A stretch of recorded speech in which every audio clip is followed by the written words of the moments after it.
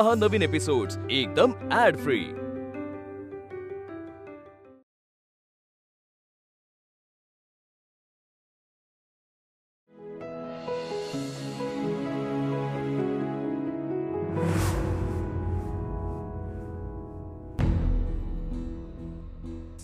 बघितलं, बीपी 200 पर्यंत गेलाय।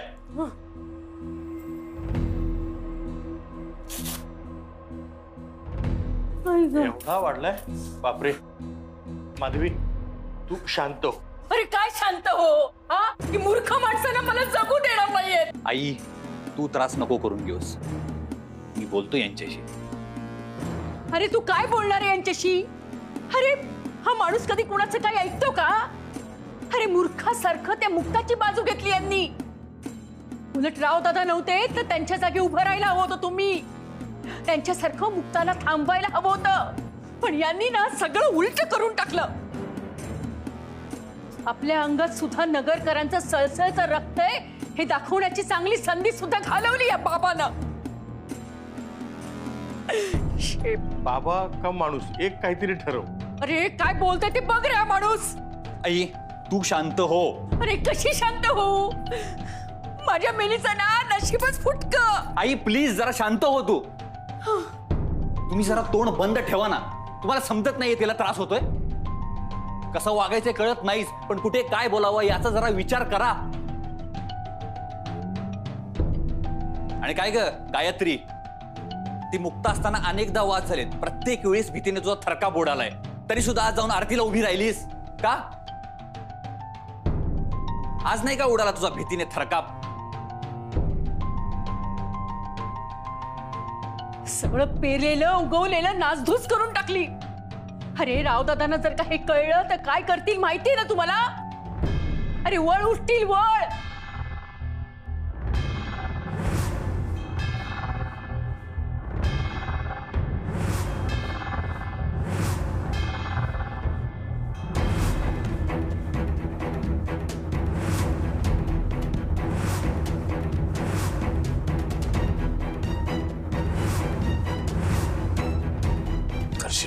करशील मदत करशील तिला? नको दादा, नको दादा, नको नको दादा, नको दादा, नको नको नको नको नको। अरे बोला ना, तुमची गाडी पुढे ढकला। हेच म्हणजे यातलं दादाला कुणीच प्लीज काही सांगू नका, नाहीतर फार ते हे असं होईल रे, सगळं अवघड होईल। हो, कोणीच काही सांगू नका। दादा प्लीज तू पण काही सांगू नकोस।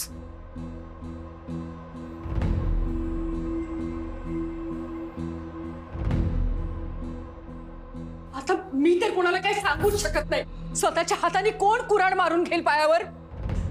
अरे युवराज, तू सुद्धा सांगू नकोस रे बाबा, नाही तर तुझ्या हाताने तुझ्या बापाला रट्टे मारायला सुद्धा कमी करणार नाहीत ते।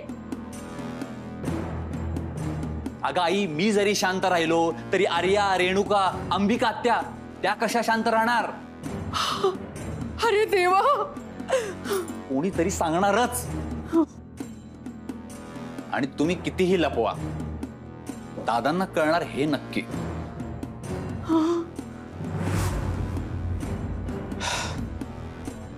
दादांना दोघांबद्दल कळायला नको। एक वेळ माधवी काकी चुप बसेल, पण रेणुका, आर्या आणि अंबिका आत्या यांच्यापैकी कोणीतरी सांगेलच। नुसतं सांगणार नाही, चांगलं तिखट मीठ मसाला समज लावून सांगतील। आणि ती अंबिका अरे देवा देवा देवा देवा कपाळ बडवून घेईल, नाही तर व्हा म्हणून रडायचं नाटक करेल। हो अगदी बरोबर आहे, पण तसं झालं तर दादा रागाच्या भरात काय करतील ना कोणास ठाऊक, ते त्यांना घराबाहेर पण काढू शकतात। होय, पण असं नाही व्हायला पाहिजे। माझ्या डोळ्यासमोरून भाऊ काकाने गायत्रीचा केविलवाना चेहरा जातच नाहीये। नुसतं बोलून फायदा नाही होणार, आपल्याला काहीतरी करायला पाहिजे। होय तर करावं तर लागेलच, असं काहीतरी करावं लागेल ना की ही बातमी दादांपर्यंत पोहोचलीच नाही पाहिजे। आणि समजा पोहोचलीच तरी त्याचा दादांवर फारसा परिणाम व्हायला नको। काय करू? भाऊच्या अशा वागण्यामुळे माधवीचा संसार आता तलवारीच्या धारेवर आलाय. आता दादा काय त्यांना सोडणार नाही. अगं बाई म्हणजे आता आपणच दादाच्या मर्जीतले राहिलो. आपण असंच एकत्र एकजुटीने राहूया. असंच जर आपण एकत्र एकजुटीने राहिलो ना तर लवकरच आपल्याला हवंय ना ते आपण मिळवू. बरोबर आहे मम्मा. अगं ते म्हणतात ना, हम होंगे कामयाब एक दिन. अगो आई किती हुशार आहे. आपल्याला जिंकायचं आहे बाळा. हो मम्मा. मग होगी शांती चारोर. अगं हे पण होईल. होईल. पण मम्मा काय ग? त्यासाठी ना आपल्याला तिघांना ना हातात हात घालून चालावं लागेल. का अगं पुढे म्हटलंय ना, हम चलेंगे साथ साथ डाले हाथों में हाथ. अंबिके हिला आवर, नाहीतर ही पूर्ण गाणं म्हणेल. पप्पा ते गाणं नाहीये. हे गाणं नाहीये. समूह गीत आहे आणि ते आपल्याला तिघांना मिळून म्हणावं लागेल तरच यश मिळेल ना. म्हणा. हम चलेंगे साथ साथ डाले हाथों में. हे घे हे या गाण्यावर ना रील्स आहेत. हो ट्रेंडिंग वर आहेत. खरं मला कसं माहित नाही. सुटलो. आता ना माझं डोकं अगदी स्पीडने धावायला लागलंय. एकटा का दादा घरी आला ना की मी त्याच्या समोर जाणार आणि त्याला सांगणार, दादा तुला माहितीये का भाऊनी आणि त्याच्या लेकीनी मुक्ताला साथ दिली. की मग किती एकदा दादा आले ना की बघ, सारंग मुक्ता आजीला तर शिक्षा होणारच आहे. पण आता भाऊ काका आणि गायत्रीला सुद्धा जन्माची अद्दल घडवतील. त्याच लायकीचे आहेत ते. रेणुका, मुक्ताची बाजू घेणं म्हणजे तिला या घरची सून म्हणून पाठिंबा दिल्यासारखं आहे. आणि दादा हे कधीच सहन करू शकणार नाहीये. कारण प्रश्न आता फक्त दिलेल्या शब्दाचा राहिलेला नाहीये. शब्द मोडला तर दादांना हातात बांगड्या आणि अंगावर साडी नेसणं कधीच होणार नाहीये. कारण मी माझ्या वडिलांवरती वेळच येऊ देणार नाहीये. मला तरी कुठे वाटतं ग असं व्हावं रेणुका. मी आपली आठवण करून दिलीये. मला फक्त माझा सारंग मिळाला पाहिजे बस. येस. काय सुचलं का? हो. काय सांग. एक मिनिट आजी. आऊ सांगा ना. हा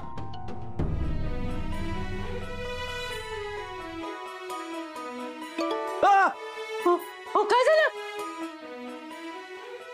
काही नाही, मोबाईल ते हे आलं, ते नाही का मेसेज आलाय. मेसेज? अहो मग एवढं घाबरतात का? तुमच्यामुळे हिचा बीपी शूट झाला असता आता. हो सॉरी. सॉरी, खरंच सॉरी. काय करावं या माणसाला?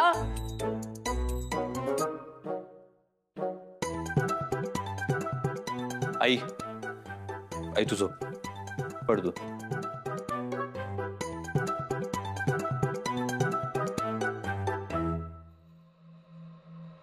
काका मला माहितीये मुक्ताला आणि मला साथ दिल्यानं तुम्ही गुन्हेगार ठरला आहात. पण तुम्ही आमच्यासाठी जे केलं ना ते आम्ही दोघं उभ्या जन्मात विसरणार नाही. पण आम्ही तुम्हाला त्रास सुद्धा होऊ देणार नाही. दादांपर्यंत जर ही बातमी गेली तर काय होईल याची आम्हाला पूर्ण कल्पना आहे. पण दादाजवळ तुमची तक्रार कोणी करू नये म्हणून आपल्याला एक नाटक करावं लागेल. तेव्हा नीट लक्ष देऊन वाचा.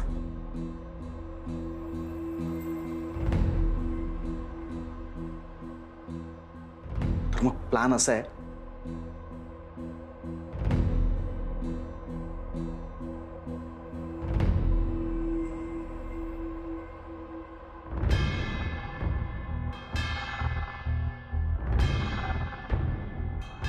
तर मग ह्या प्लाननुसार मुक्ता आपल्या दोघांना त्या सर्वांना एकत्र भेटावं लागेल आणि त्यासाठी तीच जागा योग्य.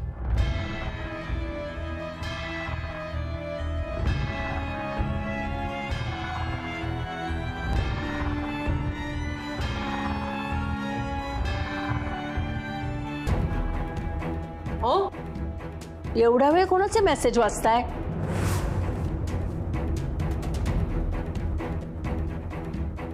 हे मेसेज हे आपले कंपन्यांचं ग ते नाही का बस काय स्पॅम मेसेज असतात ते कर्ज घ्या, घर घ्या, कर्ज घ्या, गाडी घ्या, पत्ते खेळा, पैसे कमवा, ते मेसेज. कंपनीचे मेसेज एवढ्या वेळ वाचतात? काय रे देवा, काय माणूस आहे.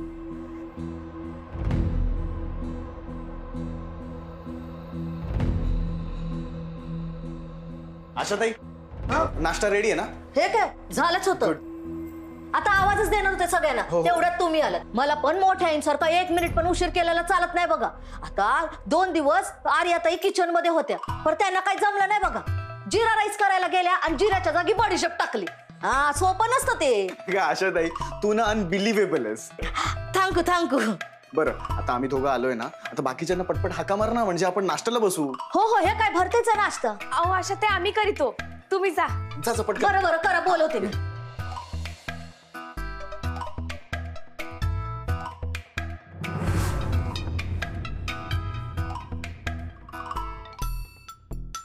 मुक्ता इथे काय करते? काय करते? तुझा नवरा आणि तुझी लेक गेली ना त्यांच्या बाजूने, म्हणून तिची हिंमत वाढली आहे. करू नको.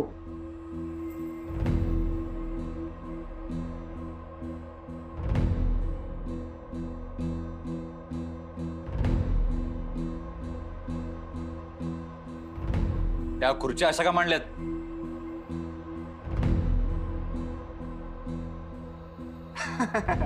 अरे यार युवराज, तू किती अनबिलिव्हेबल आहेस. असो, कसं आहे ना, घरात ज्यांचं एकमेकांशी पटत नाही ते एकमेकांच्या बाजूला बसले तर त्यांच्या घशाखाली घास तरी कसा उतरणार. म्हणून आपल्या घरात जे 2 गट पडलेत त्यानुसार तुम्ही 7 जण इथे बसायचं.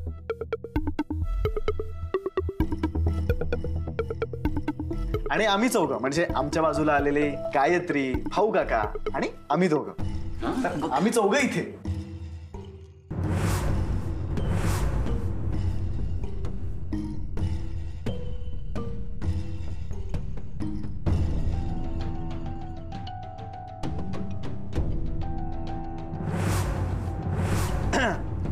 तर दादा घरी नाही आहेत,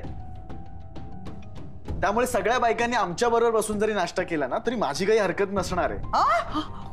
दादा आला ना तर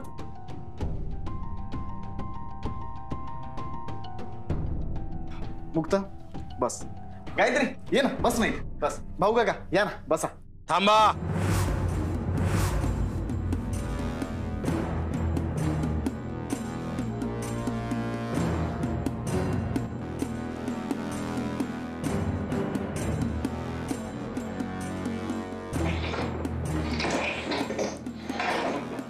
गायत्री बस इथं.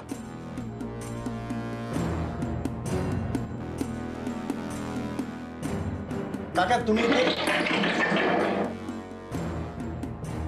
1 मिनिट. आता कोणीही मध्ये एक शब्दही बोलणार नाही.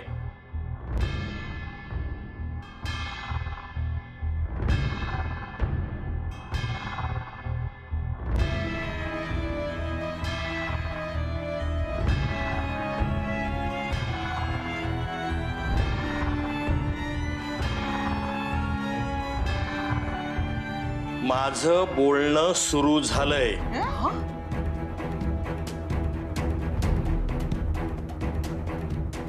आणि काय रे सारंग, तुम्ही दोघं समजता कोण स्वतःला? आरतीच्या वेळेस जरा कुठं तुझ्या बाजूला येऊन उभा राहिलो नाही तर लगेच मी तुमच्या बाजूने आहे असं समजून मोकळे झालात. मी तुमच्यासाठी नाही, मी देवीसाठी तिथे उभा होतो. दादा घरी नाही म्हणून मी माझं ते हे कर्तव्य केलं. आणि या घरामध्ये आम्ही तुमच्या बाजूने आलो आहेत असा गैरसमज करून घ्यायला बाकीचे तुझ्या इतके मूर्ख नाही आहेत. आणि भविष्यातही आम्ही तुमच्या बरोबरच असू. असं तुला वाटत असेल तर तो तुझा शुद्ध मूर्खपणा आहे.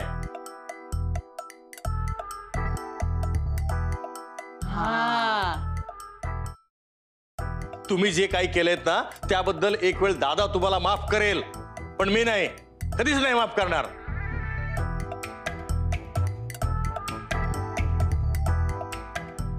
सॉरी हा भाऊ काका, मी तुमच्याबद्दल खूप चुकीचा विचार केला. असू दे अगं, लहानांनी नाही चुकायचं तर मग कुणी चुकायचं.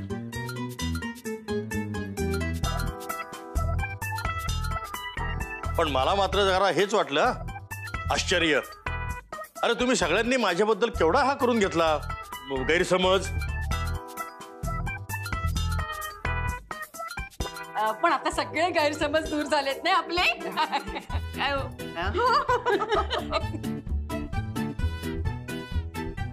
मग आता एकमेकांचे तोंड बघत काय उभे राहिलायत? बसा ते हे करायला नाश्ता. आणि सारंग, दादाच्या नियमाप्रमाणे तू आमच्या बरोबर इथे बसून जेवण करू शकतोस, पण हिला बाहेर जायला सांग.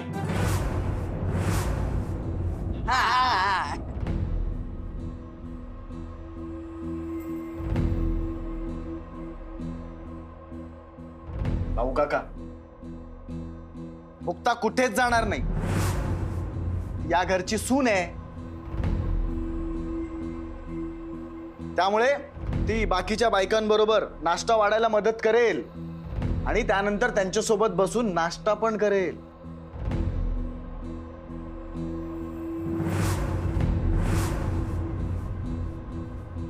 आणि संध्याकाळचं जेवण पण मीच करणार आहे.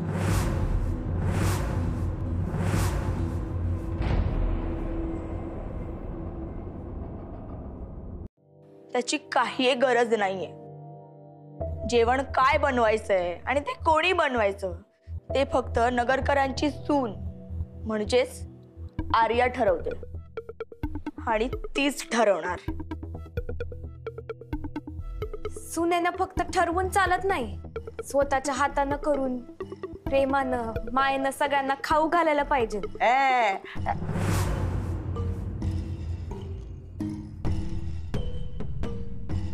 म्हणूनच संध्याकाळचं जेवण मीच बनवणार आहे.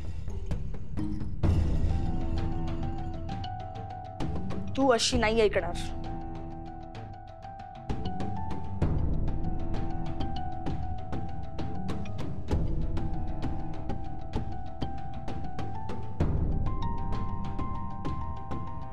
हॅलो दादा, ही मुक्ता बघा ना, स्वयंपाक घरात शिरायचं म्हणतेय आणि आता स्वयंपाक तीच करणार म्हणतेय. ही बाई मला निवडणुकीच्या कामामध्ये सुद्धा त्रास देत राहणार.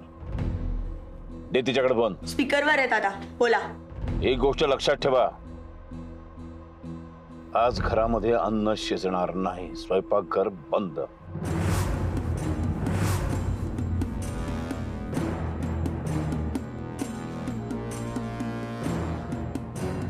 आणि काय रे सारंग, मोठ्या स्वाभिमानाच्या गोष्टी बोलत होतास. आमचं स्वप्न आहे, आमचं भविष्य आहे, काय काय बोलत होतास, कुठे गेलं मग सगळं ते? एवढे आहात ना तुम्ही स्वाभिमानी, मग स्वतः कमवा आणि मग स्वतः अन्न शिजवा स्वतःच्या पैशानी.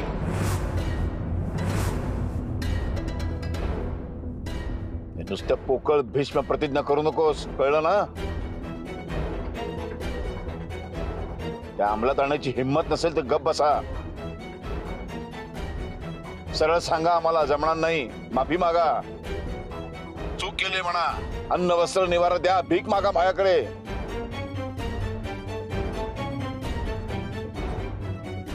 असे हजारो लोकांना मी फुकटात जेवायला घालतो, त्यात अजून दोघांना जेवायला घालीन.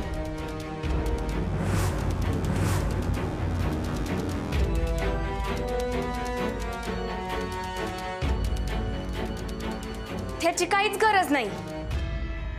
आम्ही आमचं कमवून आणू आणि एकटेच नाही खाणार, घरातल्या सगळ्यांना खायला घालू.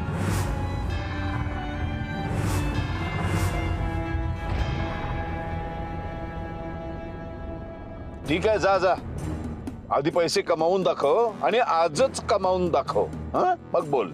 ठीक आहे, मला मान्य आहे, पण माई पण एक अट आहे. या आता हिच्या अटी आम्ही ऐकायच्या. काय माझ्या हाताने केलेलं जेवण मला स्वतःला पण खायला लागलं.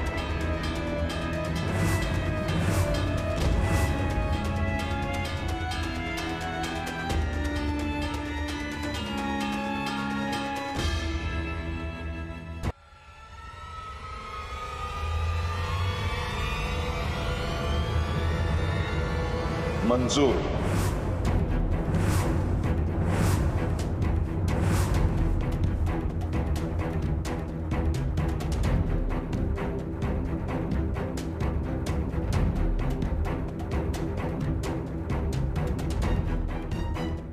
तर चॅलेंज स्वीकारणाऱ्यांनी कामाला लागायला हरकत नाही. तुमच्याकडे 8 ते 10 तास आहेत. काय करायचे ते करा. स्वतःच्या जीवावर उडण्याची वेळ सुरू होतीये आता. जा, उडत.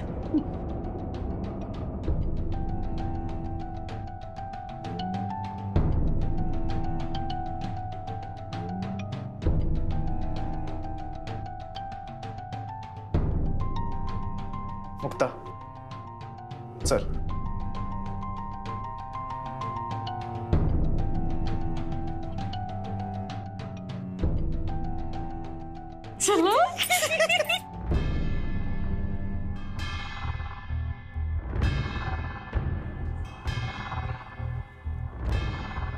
मी आलोच.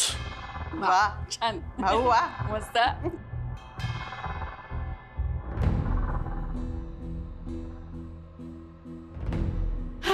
तेव्हा देव पावला ग बाई. 1 मिनिट हा, मी आलेच.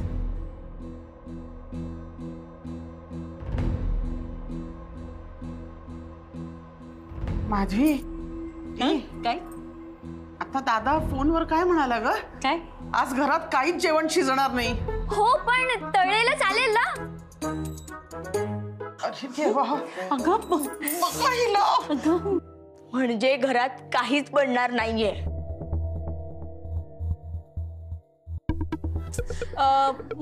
पण ह्या समोर नाश्ता आहे ना, हा आपण खाऊच शकतो ना सगळे.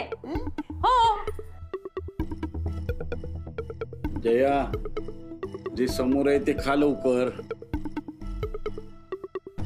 पण थोड्या वेळाने भूक लागल्यानंतर पण हेच खायचं का? त्याची काळजी करायची गरज नाहीये. आपण जेवण आज बाहेरनं मागूयात. काही लोकांना धडा शिकवण्यासाठी दादानी योग्य निर्णय घेतलाय. मग चालेल.